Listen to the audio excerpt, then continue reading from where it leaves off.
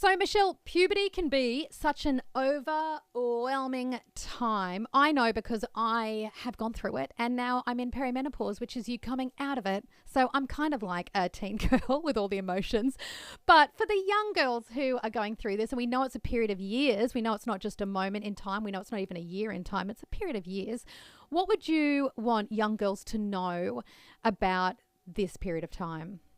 Such a good point, Lucy, that you brought up. It's not a moment of time. Sometimes we're kind of waiting for this kind of period to happen. Yeah. Like now they've gone through puberty, but it is this cascade of emotions. I want our girls to know this, that they're smart enough not to be fooled, that they're confident enough to make wise decisions, and that they're educated enough to know how wonderful their body is. And those three things are like mantras that I want our girls to walk through puberty with. I love that. I feel like I would have that printed on a t-shirt and just wear it around. And some of these conversations I feel are a bit bittersweet for everybody in their 40s and 50s because we weren't given these messages when we were growing up in the 80s and 90s. And imagine the women we could be today should we have heard these things, which are not revolutionary, but they kind of are. Like Michelle, I'm so excited that these are the messages we're giving our tween girls. And I think, imagine what they're going to be like when they hit their 20s, their 30s. They are going to be educated and fearless and strong. They're going to love their bodies. They're going to be a very different generation to who we are, which I think is really exciting.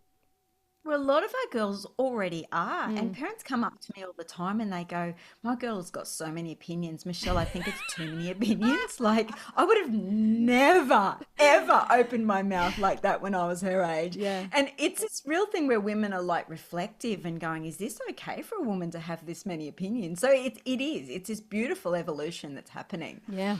Speaking, Michelle, as a father and a man, I'm Please do surrounded. that. I'm surrounded by a beautiful wife and many daughters, and even the puppy dogs are girls. So there's a lot of female, lot of female energy energy. in the house. One of the big points about your guide when we're dealing with puberty is to lean positive, which actually made me think about how I approach discussions with my kids. I often lean, oh, it's such a confusing time. And I tell the kids, oh, don't worry about trying to make sense of it. It's going to be so confusing. But it's actually a really amazing point to say that really actually you've got to actually have some positive vibes about what they're about to embark on. Yeah. Yeah, that's right. Now, our girls are going through puberty up to 18 months earlier than our boys. And so I find their friendships get complicated a lot quicker. They get a lot more self-conscious a lot quicker. And they often don't have those life skills to make sense of what's happening. So they need us to wrap around them at the same time as being really kind of positive and having that positivity around them. With any transition, there comes gains and losses. And our poor kids don't get any say in when they go through this transition. So you think about it, childhood's getting pulled by them inch by inch without their consent. They didn't ask for this. And so we've got to really help with those positive vibes. And I think dads have a really big part to play in that story. Yeah, I love that. And it's so important. These kind of conversations, I just can't even explain how important I think this is to the fundamental growth of our tweens and our teens. You've written your book about where babies are made, and especially for some of us 80s and 90s kids, that's where it kind of stayed. But I love that you've got this book specifically about puberty. It's not just about the birds and the bees. It's actually about... It's not, it's a different Yes, conversation. it is a different conversation. And I think back in the 80s, it was all lumped into one. It was all very surface-like, but it was a very much, you're developing. That's what we got told about puberty. You're developing. That was literally it. And I love that there's a whole book now which is about the whole process of puberty, which, like we said earlier, is a period of quite a few years. What kind of feedback have you had about this book? Because as a mother of a tween, I can't say I've come across many, if any, other books dedicated specifically to puberty for girls and boys.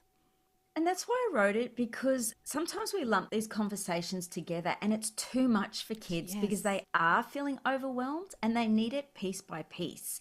If I could give parents two things to try not to do, it might help. Mm-hmm. One thing is, try not to say to girls, come to me if you have any questions. It's almost putting an adult responsibility on a child's shoulders, and Yeah. we tend to do that with kids. Yeah. The other thing is, try to not make choices for them that they need to be making for themselves, but lay out some options so we're Yeah. empowering them all the time.